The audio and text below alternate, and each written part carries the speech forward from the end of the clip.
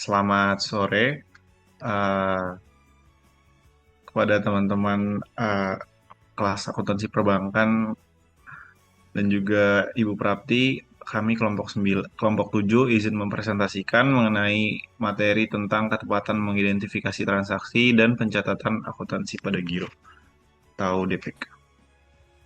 Boleh di next slide selanjutnya. Ini ada anggota kelompok 7, yakni yang pertama ada Irsyad Mufid, lalu ada Denny Subagio, ada Farhan Rahmat Pandeni, ada Satrio Adi, dan juga ada Dava Danendra Tama. Nah, jadi ada tujuan kami mempresentasikan materi ini, yakni yang pertama memahami definisi giro dan posisinya dalam DPK. Jadi giro ini adalah simpanan yang dapat ditarik setiap saat dengan cek BG atau pemindah bukuan dan merupakan bagian dari dana pihak ketiga yang dicatat sebagai kewajiban bank kepada nasabah. Terus juga ada menguasai pengakuan, pengukuran, penyajian, dan juga pengungkapan. Jadi di sini menggunakan prinsip PSAK 71 atau instrumen keuangan dan panduan teknis PAPI, Pedoman Akuntansi Perbankan Indonesia, untuk memastikan pencatatan itu konsisten dan juga dapat diaudit. Lalu ada mengidentifikasi transaksi umum dan jurnalnya. Cakupannya ada setoran tunai atau clearing, penarikan cek, transfer antar bank, biaya admin, akruan, dan pembayaran jasa giro, pemblokiran, dan juga penutupan. Terus juga ada menerapkan kontrol dan rekonsiliasi. Jadi di sini membahas mengenai akurasi saldo yang dijaga melalui rekonsiliasi harian atau sub ledger, lalu ke general ledger, terus pada giro BI dan juga segregasi tugas.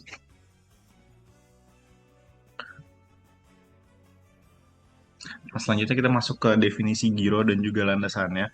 Jadi giro sebagai simpanan on demand ini maksudnya adalah nasabah dapat menarik dananya kapan saja dengan instrumen seperti cek atau BG, atau bagi bank saldo tersebut adalah kewajiban yang harus tersedia saat diminta. Terus juga merupakan bagian dari dana pihak ketiga.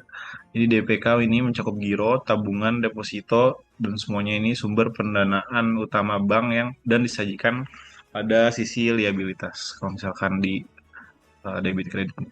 Terus juga uh, di di sini juga menjadi rujukan utama, yaitu praktik yang bersandar pada UU Perbankan, pada PAPI dan juga PSAK 71 untuk konsistensi pelaporan.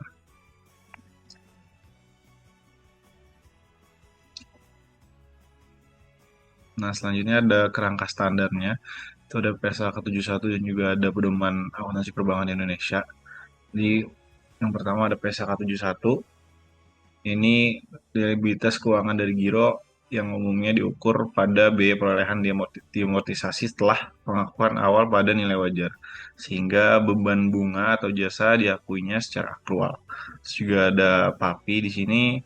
PAPI ngasih contoh teknis transaksi dana pihak ketiga, misalkan kapan setoran clearing ini diakui, skema jurnal bunganya, terus juga pengungkapan saldo diblokir. Ya.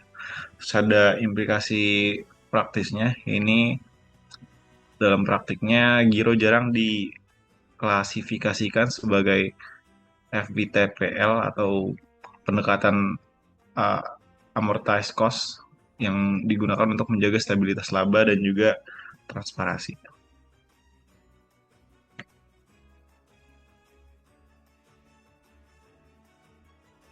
Lalu di sini ada karakteristik akuntansi giro. Yang pertama itu ada kewajiban segera, yaitu sifat on demand, menuntut bank menjaga likuiditas dan cut off yang tepat saat terjadi penarikan atau transfer.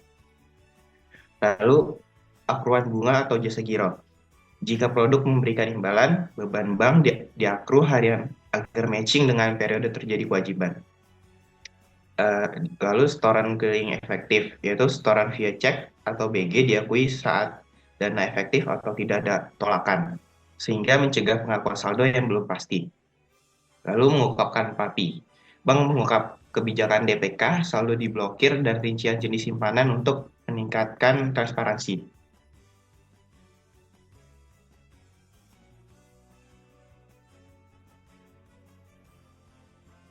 Lalu di sini ada siklus transaksi giro. Yang pertama itu alur utama adalah pembukaan, setoran atau tunai atau clearing, lalu penarikan cek atau tunai, lalu transfer yaitu internal atau antar bank, lalu biaya, terus langsung ke bunga atau jasa, ke pemblokiran dan penutup yaitu masing-masing memiliki kontrol dan dokumentasi.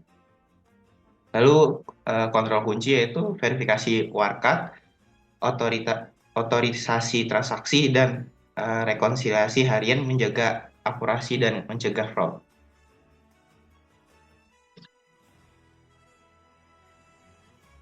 Lalu di sini ada setoran tunai yaitu dokumen dan verifikasi, yaitu menggunakan slip setoran bernomor urut yaitu verifikasi identitas dan pastikan batching teller untuk menghindari selisih kas. Dan di sini pengakuan dan jurnal yaitu diakui saat kas diterima karena kas sudah berada di bank, jurnal yaitu dari kas atau giro.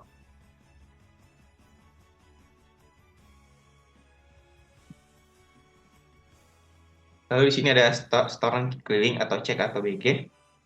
Yaitu di sini pemeriksaan wakat yaitu cek tanggal, masa berlaku, kesesuaian tanda tangan, tidak ada coretan mencurigakan, dan nominal seragam angka atau huruf. Lalu di sini waktu pengakuan yaitu TO hanya administratif, akuntansi dilakukan saat efektif yaitu setelah konfirmasi tidak ada tolakan dari clearing. Lalu yang terakhir jurnal saat efektif itu menggunakan akun settlement antar bank yaitu Dr. Giro BI atau kredit giro atau nasabah untuk mencerminkan dana masuk yang telah clear. Yaitu penarikan tunai via cek. Yang terakhir yaitu validasi dan kecukupan dana, yaitu pastikan spesimen tanda tangan cocok dan saldo cukup pada saat presentasi cek untuk mencegah cek kosong. Lalu jurnal penarikan yaitu debit saldo nasabah dan kredit kas bank, debit giro, kredit yaitu kas agar saldo kewajiban bank berkurang sesuai penarikan.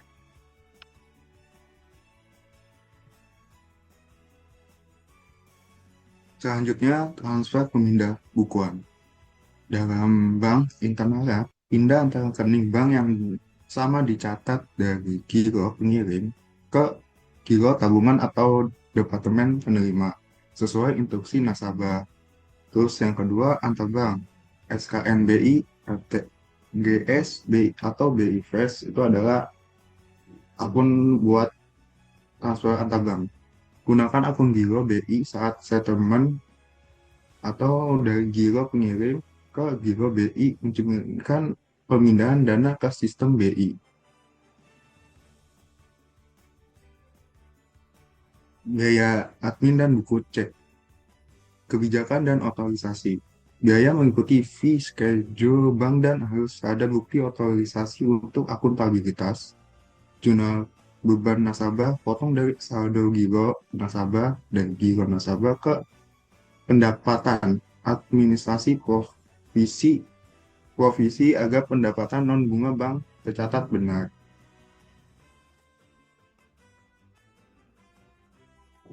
Jasa giro atau bunga akuan dan pembayaran. Aku harian beban bank diakui setiap hari agar sesuai prinsip matching dari beban jasa giro atau jasa giro yang dibayar. Pembayaran ke nasabah saat dibayarkan, kreditkan rekening nasabah neto pajak dan akui kewajiban pajak yang dipotong dari jasa giro yang dibayar ke giro nasabah dan utang pajak.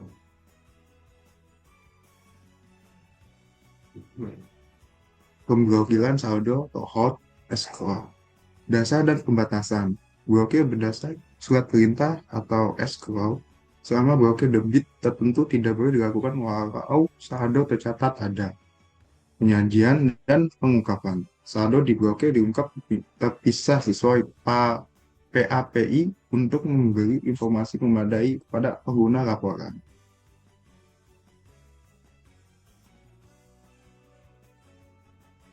Penutupan rekening.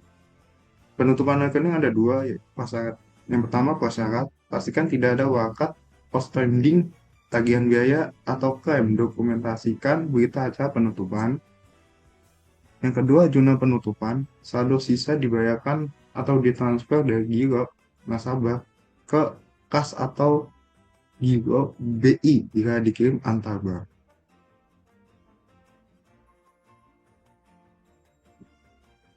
Selanjutnya yaitu siklus clearing. Timeline-nya itu yang pertama ada T0 yaitu terima warkat. Terima warkat di sini hanya pencatatan administratif yang belum ada pengakuan akuntansi agar tidak mengakui dana yang belum pasti. Kemudian ada T+1 atau T+2. Di sini setelah konfirmasi tidak ada tolakan, barulah diakui setoran melalui debit di giro BI dan kredit di giro nasabah untuk mencerminkan dana clear, atau bisa disebut juga sudah efektif. Kemudian ada juga yang namanya return clearing, yang mana jika ditolak konfirmasi tersebut, maka dilakukan pembalikan dan pembebanan biaya retur sesuai kebijakan untuk menjaga integritas saldo.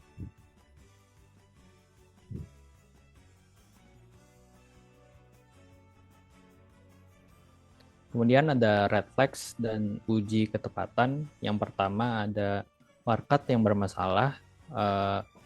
Biasanya ceknya sudah kadaluarsa atau ada coretan berlebih.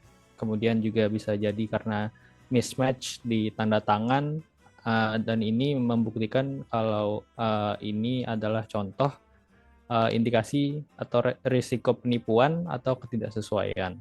Kemudian ada saldo tidak cukup dan otorisasi lemah, yang mana seperti transaksi debit saat saldo kurang dan instruksi tanpa otorisasi. Itu adalah sumber salah saji dan risiko operasional. Kemudian ada akru bunga tidak konsisten, yang mana itu parameter rate atau kapitalisasi yang salah akan mengaruhi beban bank dan saldo nasabah, sehingga wajib direkonsiliasi. Selanjutnya ada kontrol kunci dan rekonsiliasi. Yang pertama ada rekonsiliasi harian, yang mana itu adalah mencocokkan subledger giro dengan general ledger dan giro Bank Indonesia untuk memastikan kelengkapan dan keakuratan saldo setiap hari. Kemudian ada segregation of duties, yang mana ini adalah pemisahan peran antara teller, supervisor, accounting untuk menurunkan resiko fraud dan error. Kemudian ada cut off dan penomoran, yang mana ini melakukan cut off tegas dan kontrol sequence warkat untuk menjaga integritas periode pelaporan. Kemudian di sini ada giro syariah. Untuk akad dan imbal hasilnya pada umumnya menggunakan akad wa'diyah, di mana imbal hasil berupa bonus tidak dijanjikan, yang tidak berbentuk sebagai bunga, namun tetap dicatat sebagai kewajiban titipan. Kemudian juga ada proses operasionalnya yang seperti identifikasi transaksi, clearing efektif, dan kontrol rekonsiliasi pada dasarnya, sama dengan giro konvensional. Lanjut, sekarang kita berikan contoh runtut supaya kelihatan alurnya dari warkat masuk sampai akru bunga dan pembayarannya. Mulai dari T0, hari ini misalkan nasabah melakukan penyetoran cek senilai 20 juta. Transaksi belum efektif karena kita belum menaikkan saldo giro nasabah karena menunggu hasil dari clearing. Nanti T1 plus atau T2 T+1 T+2 efektif, begitu tidak ada tolakan, baru kita catat debit giro BI sebesar 20 juta, kredit giro nasabah sebesar 20 juta. Artinya dana memang sudah diterima lewat rekening giro kerja di BI, saldo kewajiban kita ke nasabah bertambah. Lalu ada akru bunga jasa. Ini kalau misalkan produk giro kita kasih imbal hasil. Rate-nya contoh, misalkan di sini ada 4% per tahun basis 365 hari. saldo rata-ratanya kan tadi 20 juta, itu berarti akur harian berarti 20 juta dikali 4% per 365 hari berarti mendapatkan Rp2.192 per hari. Jurnal akur hariannya nanti ada debit beban bunga atau jasa giro sebesar 2.192, kredit utang bunga atau jasa giro sebesar 2.192. Akhir bulan total akru misal 30 hari 100 juta 20 juta kali 4% kali 30 per 365 sama dengan 24.000 ya sekian lah. 36.000 atau 24.000 itu. Ya.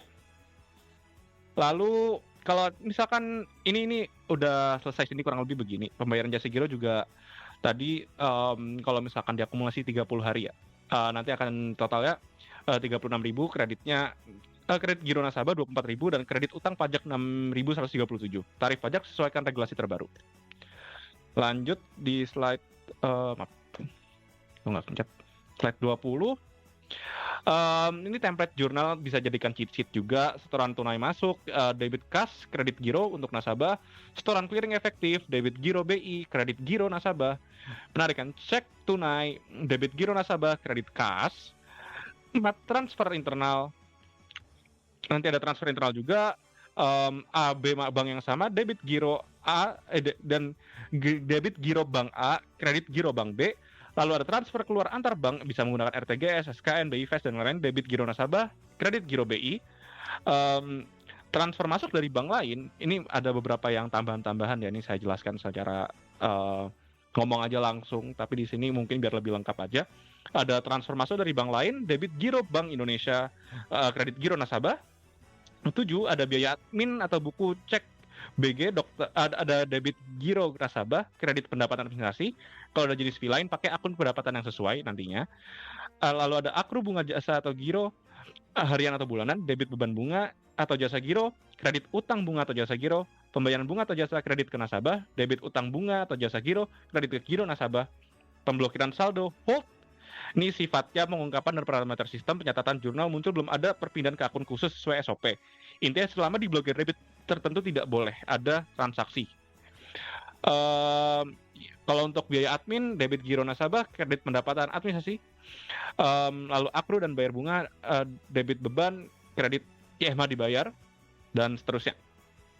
Ini hanya nanti kan ini cuman buat bayangan saja. Nanti karena kedepannya untuk pencatatan-pencatatan jurnal menyesuaikan dari soal dan kondisi realnya. Lanjut, ada checklist ketepatan quick audit. Yang pertama adalah verifikasi instrumen dan tanggal efektif. Bedakan check versus BG dan pastikan efektif date agar pengakuan tidak lebih awal dari semestinya. Clearing, akui setelah nomor tolakan. Ini mencegah saldo fiktif jika terjadi retur clearing. Gunakan akun giro BI untuk antar bank, mencerminkan alur settlement yang benar dalam sistem pembayaran. Akru bunga plus setor pajak tepat waktu, menjamin beban dan kewajiban pajak tercatat dan disetor sesuai regulasi. Ungkap saldo diblokir, transferasi posisi yang tidak bebas digunakan oleh nasabah. Rekonsiliasi harian dan otorisasi biaya seperti yang tadi sempat dijelaskan sedikit oleh Satrio, mengurangi salah saji dan temuan audit melalui kontrol preventif. Ringkasan inti, kalau misalkan diperlukan nih biar mudah mengingatnya, giro adalah kewajiban on demand. Fokus utama pada ketersediaan dana dan kepatuhan cut off saat debit atau kredit terjadi. PSAK 71 dan PAPI sebagai rujukan, gunakan amortized cost dan contoh teknis PAPI untuk konsistensi pencatatan, kritis clearing efektif, akruan rekonsiliasi. 3 pilar ini memastikan akurasi angka dan keandalan laporan.